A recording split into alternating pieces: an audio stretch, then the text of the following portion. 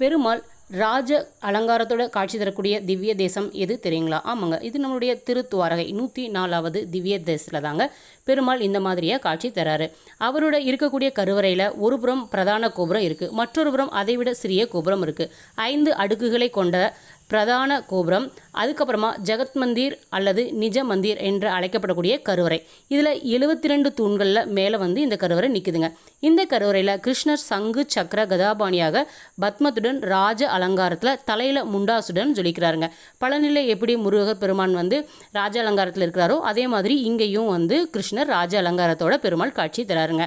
காலையில் பாலகிருஷ்ணனாகவும் மதியம் ராஜ அலங்காரத்துடனும் சாயந்தரம் சாதாரணமான அலங்காரத்தோட இந்த பெருமாள் காட்சி தராரு. சதுர்புஜன் ஆகிய இந்த பெருமாளுடைய விக்கிரகம் 2.25 அடி உயரமாக இருக்குதுங்க. கோயிலுடைய பின்வாசல் வழியாக 52 படி இறங்கினா கோமதி நதிக்கரையை நம்ம அடையலாம்.